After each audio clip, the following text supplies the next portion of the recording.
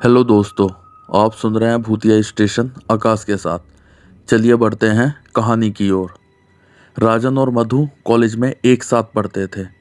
कब उनकी दोस्ती प्यार में बदल गई, दोनों को पता ही नहीं चला। दोनों ने शादी करने का फैसला किया। सब कुछ ठीक होने के बावजूद भी दोनों के घर वाले शादी को तैयार नहीं हुए, क्योंकि दोनों की जाति अलग थी। उन दोनों ने बहुत कोशिश की कि परिवार वाले मान जाएं, लेकिन वो टस से मस नहीं हुए। तब दोनों ने घर से एक साथ भागने का फैसला किया और एक दिन मौका देखकर वह दोनों घर से फरार हो गए। राजन और मधु जिस बस में बैठे थे, उसी बस में उनका दोस्त अमित भी था। अमित उन दोनों को देखकर बोला, अरे राजन और मधु, तुम दोनों यहाँ क्या कर रहे हो? कहीं जा रहे हो क्या? तब राजन ने अमित को सारी बातें बताई और बोला, यार अमित, घर से तो भाग आए, अब लेकिन जाएंगे कहाँ? तब अमित ने कहा, राजन तू चिंता मत कर, यहाँ से 100 किलोमीटर दूर एक गांव है। उस गांव में मेरे मामा जी रहते हैं, वह तुम दोनों की मदद कर देंगे। तब राजन ने कहा, मुझे रहने के लिए घर के साथ साथ काम की भी ज़रूरत है अमित। तब अमित बोला, तू चल तो मामा जी क्या, मैं उनसे बात करके सब कुछ करवा दूंगा। ये बात करते करते वो तीनों गांव पहुंच गए। जब तीनों गांव पहुंचे, तब शहर के रहने वाले राजन और मधु गांव को देखकर सोचने लगे कि यहाँ वो हमें सारी सुख सुविधाएं मिल जाएंगी जो शहरों में होती हैं। लेकिन कुछ समय जिंदगी काटने का केवल यही एक जरिया था। खैर, तीनों अमित के मामा जी के घर पहुंच गए। मामा जी के घर आओ भगत होने के बाद अमित ने बताया, ये काम की तलाश में यहाँ आए हैं। अमित ने सारी बातें साफ साफ नहीं बताई।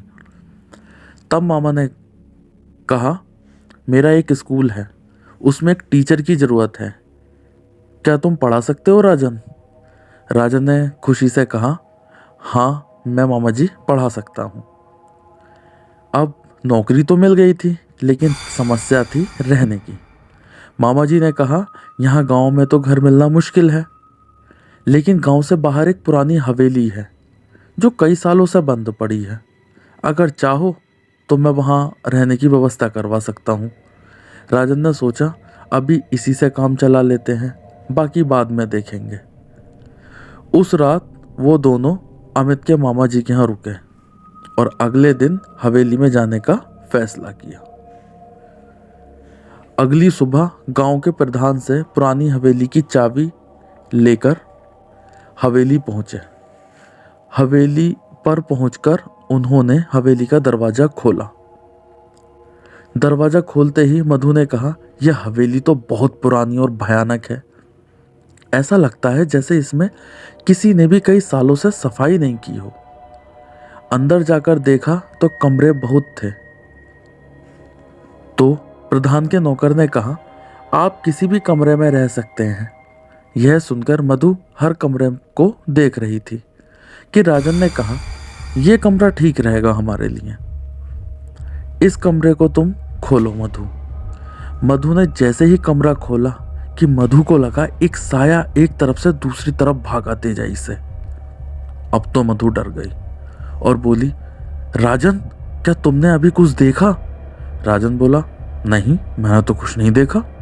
तो मधु बोली, कोई चीज अंदर है। राजन ने कहा, मधु तुम्हारा वहम है, हम बहुत परेशान हैं, अब हम इसमें ही रहेंगे, चलो अब साफ सफाई करते हैं। कुछ देर में राजन बोला, मधु तुम सफाई कर लो जब तक मैं कुछ खाने का बंदोबस्त करता हूँ। तो मधु बोली, मैं अकेले नहीं रहूँगी यहाँ, मुझे तो बहुत डर लग रहा है। राजन ने कहा, मधु डरो नहीं, अब हमें यहीं रहना है, क्या करें, अगर मजबूरी नहीं होती तब तो कोई बात ही नहीं थी। और ये सब कहकर राजन हवेली से निकल गया। मधु साफ सफाई करने के बाद नहाने चली गई। नहाने के बाद वह छत पर धूप में बैठ गई कि तभी उसे लगा कि राजन ने उसे आवाज़ दी है। वह तेजाई से नीचे आई तो देखा वहाँ कोई नहीं था। मधु ने सोचा, शायद ये उसका वहम हो, और वो अपने कमरे में जाकर लेट गई। करीब 1 घंटे बाद राजन आया और फिर दोनों ने मिलकर खाना खाया। वो दिन भी खैर बीत गया। अगला दिन राजन का स्कूल में पहला दिन था।